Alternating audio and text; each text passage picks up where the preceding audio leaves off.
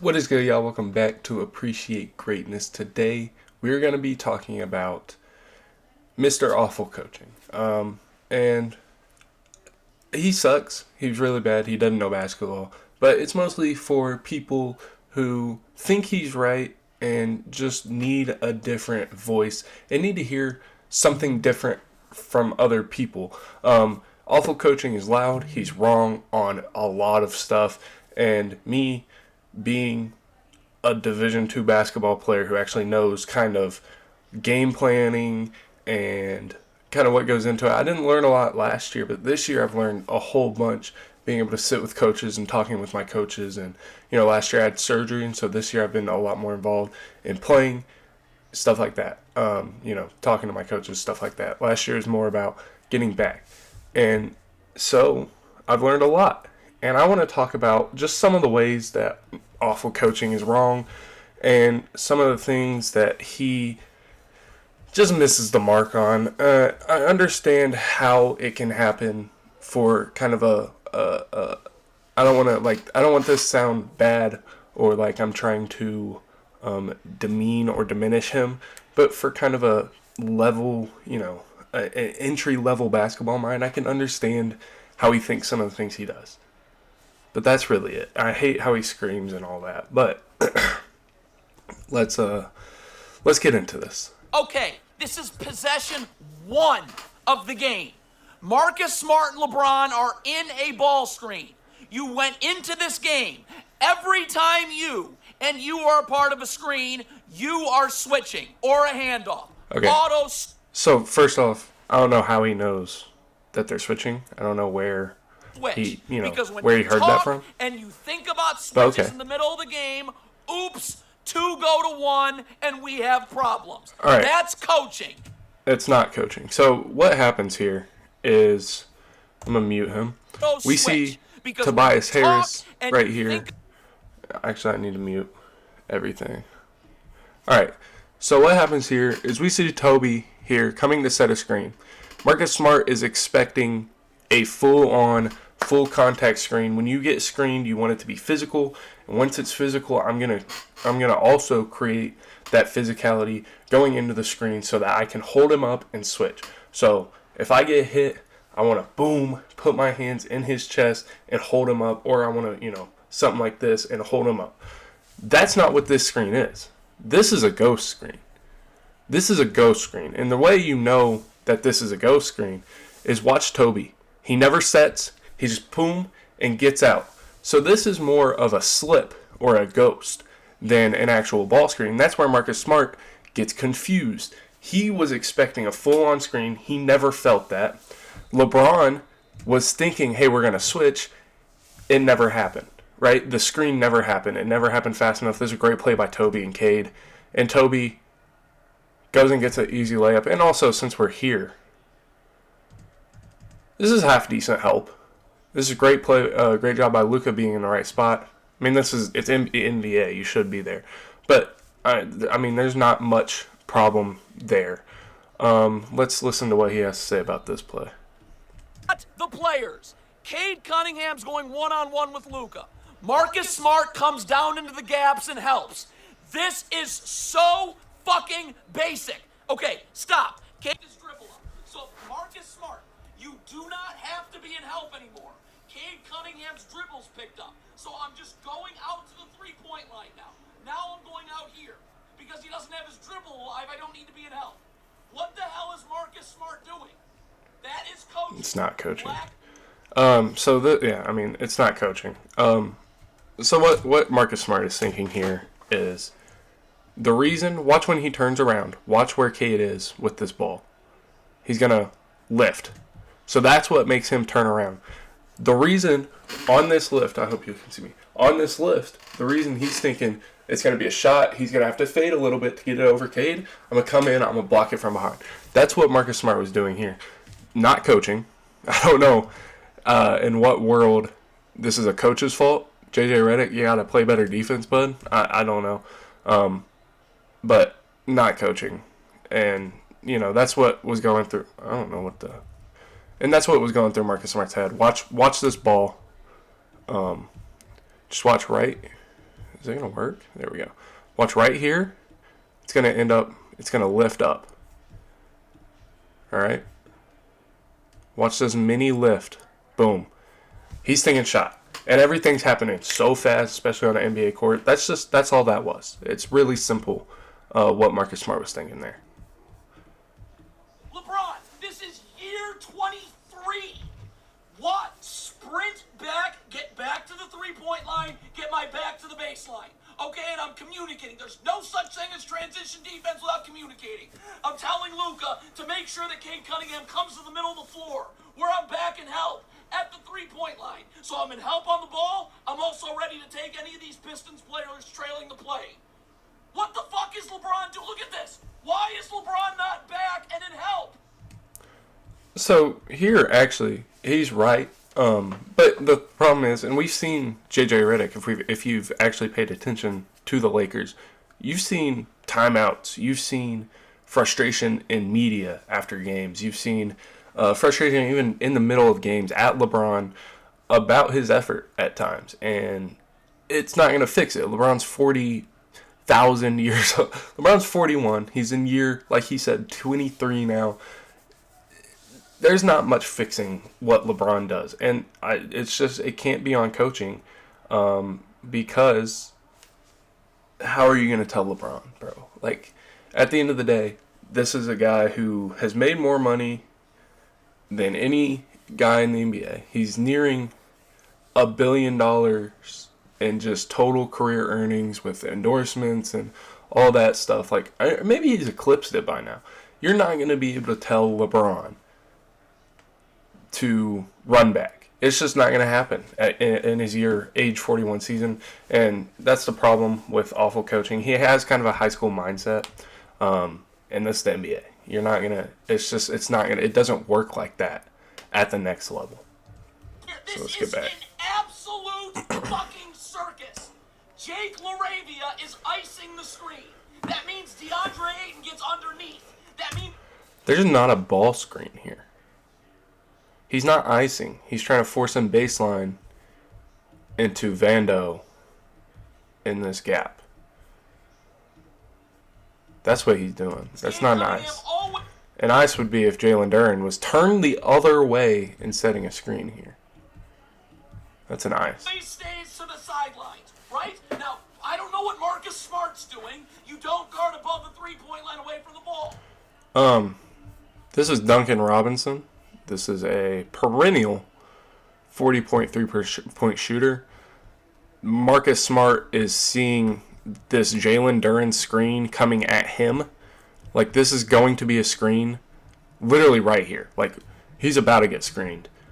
And Marcus Smart's going to try and get into Duncan and hold him up through this screen of Jalen Duren.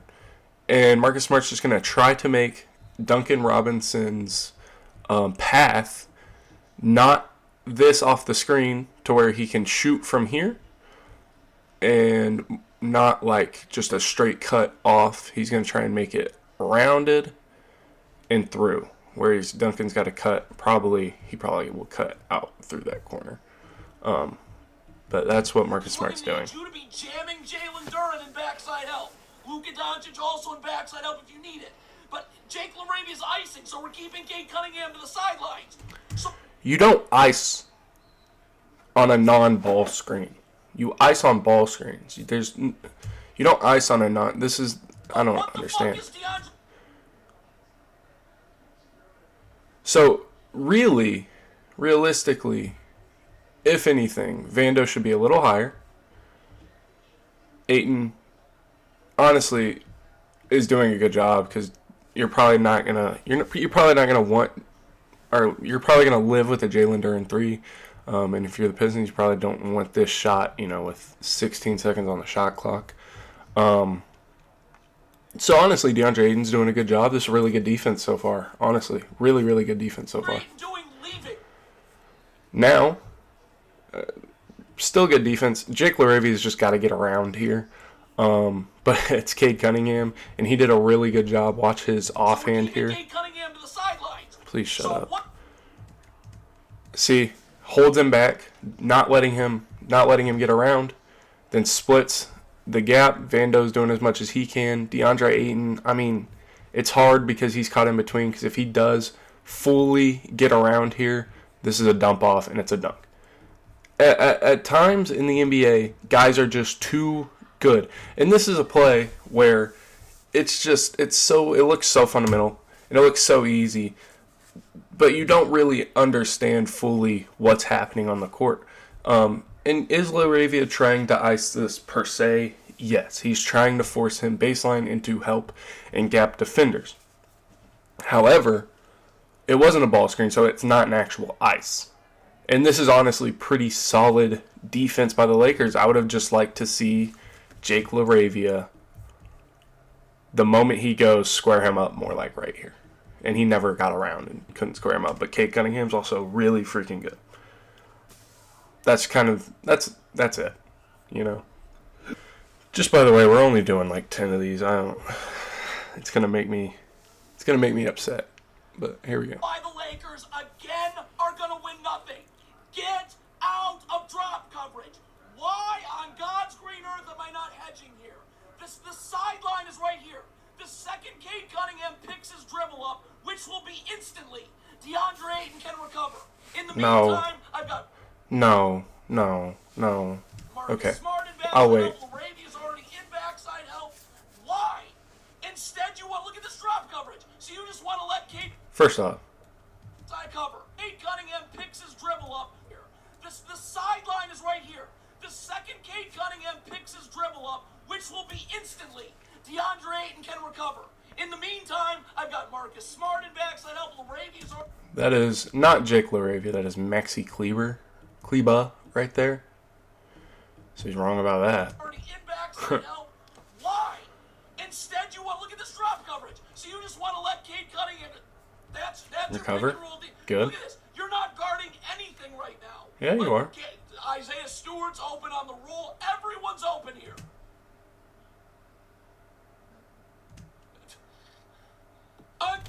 No, I mean, this is good defense again. Ayton's not... Please, shush. Ayton's not like some great drop coverage defender, but if he gets out here and hedges... I want to go back a little bit. Right here. If Ayton comes out here and he hedges this, you're getting a hedge. Stewart is either going to go here or he's going to go here, or he's either... Golly, Richie. Isaiah Stewart's either going to go here and pop, and we're going to space, cut through, space. And actually, he'd probably just stay there. Or...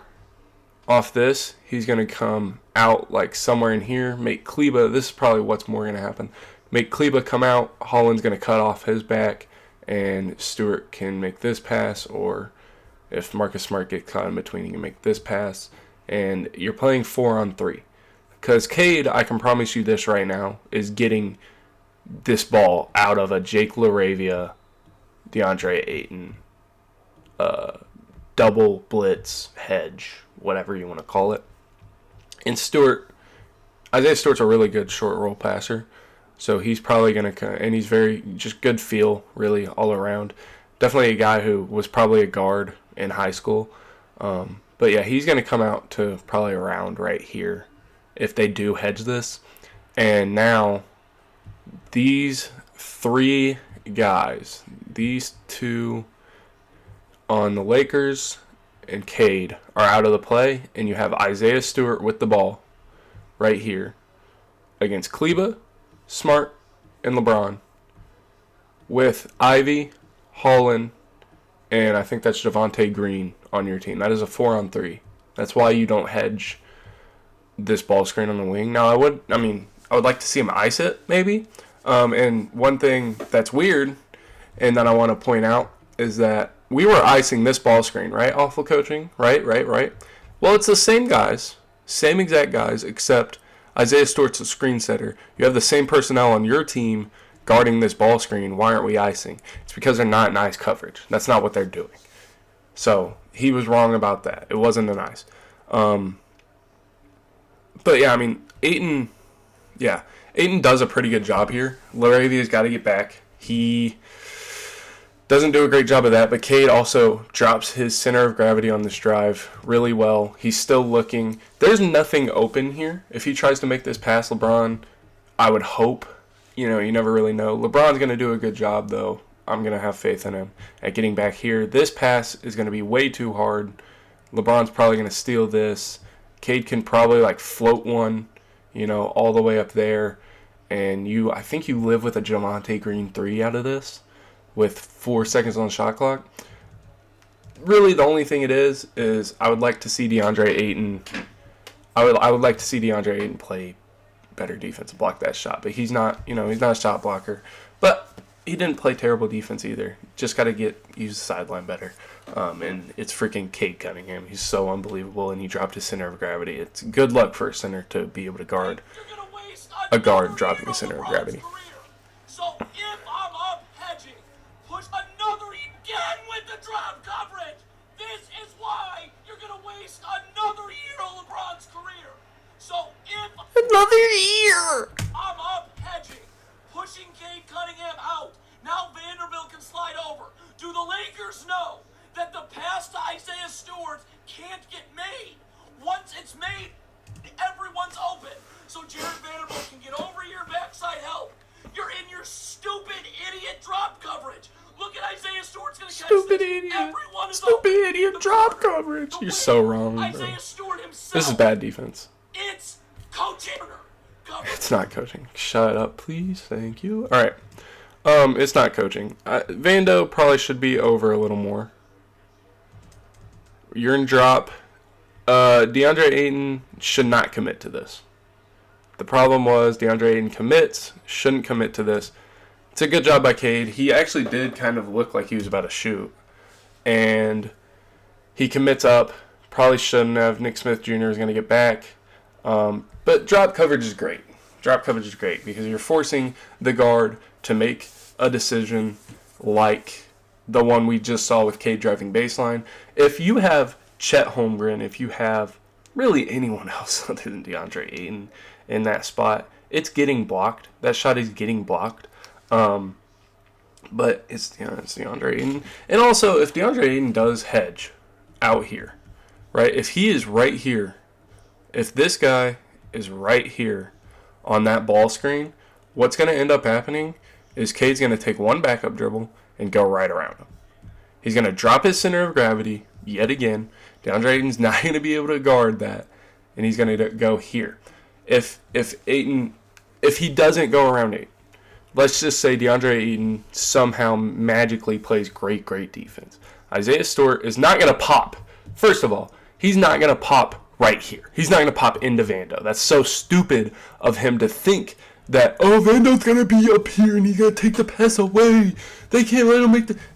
Isaiah Stewart is going to pop out here, right? Which, if you're Houston, if you're playing a college guard, great. If you're Iowa State, who else doubles ball screens like that? Houston and Iowa State are pretty much the two big ones in college basketball. No one does it in the NBA. You know why? Because you have point guards like this, Cade Cunningham, one of the best doubled passers in the NBA. If Cade gets doubled here, Isaiah Stewart's going here. Cade's probably going to throw the skip pass. And now it's just 2-on-1 on the backside against Jake LaRavia. And then if LeBron comes over, Ron Holland is making the skip pass to Javonte Green. Or, first of all, what's really going to happen is Cade is blowing straight by DeAndre Ayton.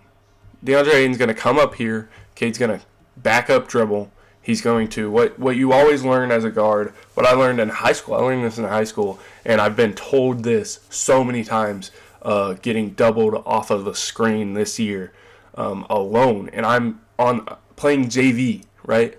Playing JV. I practice with the varsity squad. I've talked to the coaches, all that. But in the games, when I play, is in JV, right?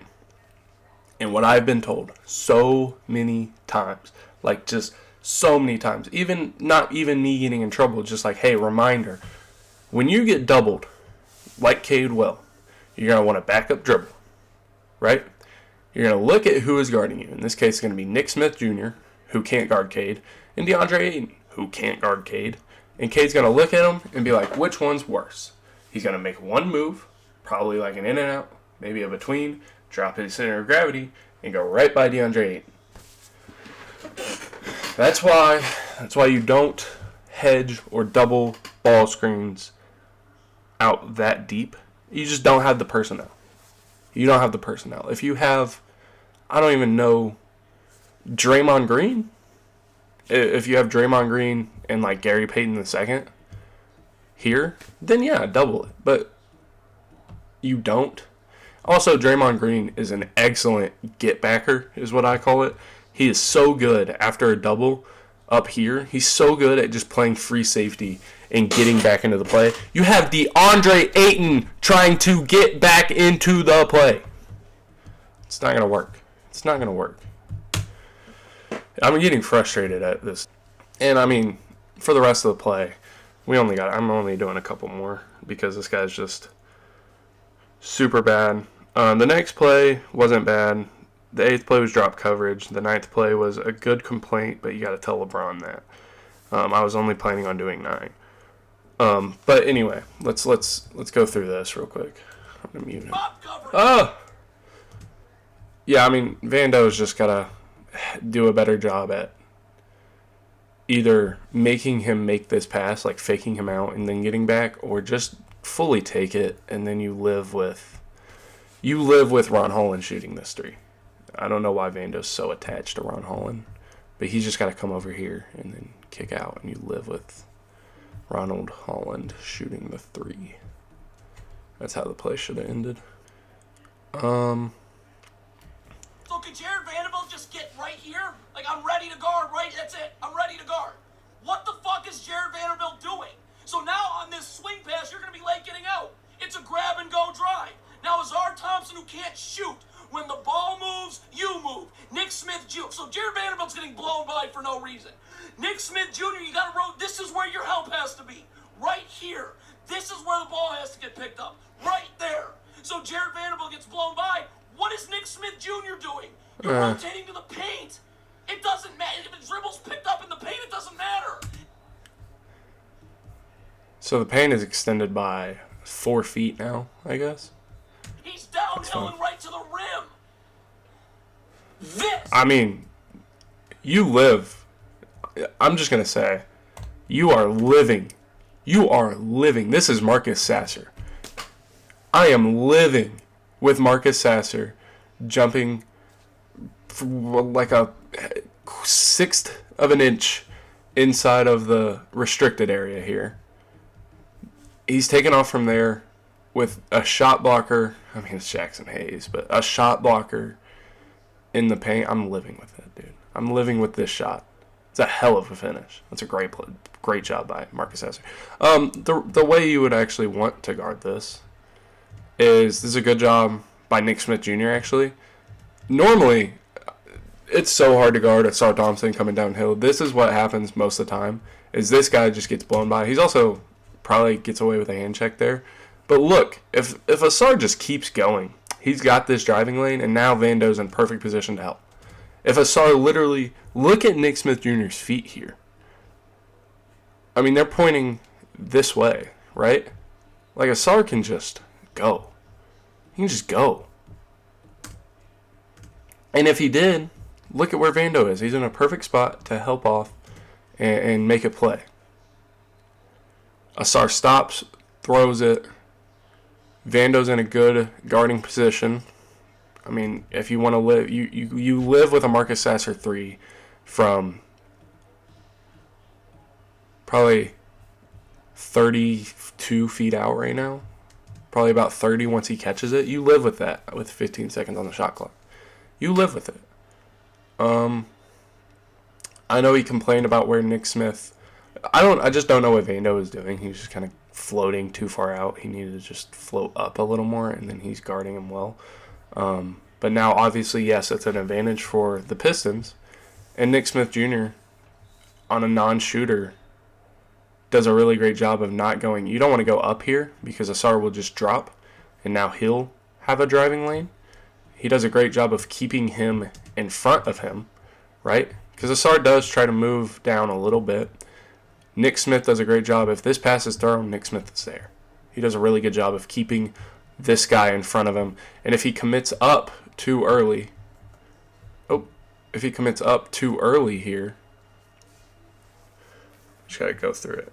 If he commits up right now, right, and if he didn't have this stance and say, let's say this foot was here and his right foot was not here and it was more of right here, right, and he's in that kind of position, and now he's trying to get over, and he gets over and stops the ball.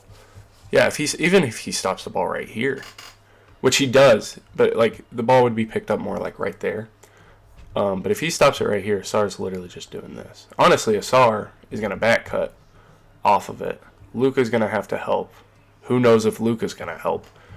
And you're going to have it wide open. Corner three, which is the one shot that you do not under any circumstances want to give up a corner three in the NBA. And that's what would have happened. So awful coaching. Again, just pretty awful coaching on his part. Nick Smith Jr., again, does a great job of getting this ball picked up here. He's about to pick this up. This is his last dribble. This is Sasser's last dribble. And keeping Ausar Thompson in front of him, not letting him have the cut lane, and not letting him have an open three either. It was a great job by Nick Smith Jr. I don't know how he's yelling at Nick Smith Jr. He did a fantastic job. And then you live with the 6'2 guard shooting a layup over a shot blocker. So that's just 5 minutes. I spent 26 minutes on that in record time. I'll probably edit it down to, something, but 27 minutes actually. But that's that. Just there's a lot of stuff that awful coaching yells about that he's just wrong on. I think a lot of his philosophies are high school philosophies. They're not going to work in the NBA. And that's kind of the difference. And, the drop coverage thing, probably not going to work in high school basketball. Probably, it definitely works in college basketball. But in the NBA, you have to run drop coverage. We even saw in 2020 the New Orleans Pelicans try to pretty much hedge. They hedged. They didn't even blitz. They hedged every ball screen. And that's what he wants. He wants a hedge. And it's the same concept. Cade is either going to flatten out that big, or Marcus Sasser is either going to flatten out that big and pretty much turn it into one-on-one, which is the worst possible outcome, is DeAndre Ayton guarding Cade Cunningham one-on-one for the entire game. Or he's just going to turn the corner on him, or he's going to take a backup dribble, find that roll man. That roll man's playing 4-on-3. That's why you can't do it every time. You have to mix up pick and roll coverages in this league. The only pick and roll coverage you can run over and over and over again is drop coverage. Because guys come off screens different. They come off screens at different pace. The big can kind of show higher or lower. And then your help defense always looks different. So that's kind of the explanation for drop coverage. But I hope y'all enjoyed this video. I hope y'all learned something. I hope y'all learned just how bad awful coaching is and his philosophies. And I only showed, I think, like 6 or 7 plays. And, it's just really frustrating that a guy just can yell about basketball and just be dead wrong about basketball. And this one has 31,000 views. Thankfully, his views are dropping. That's thankfully. He's also a terrible human being. And if someone wants to ask me about that, I got some receipts about that. But yeah, awful guy, awful human being, awful basketball mind. Please, hold on. Stop watching this guy. Thank you. Love y'all. Peace.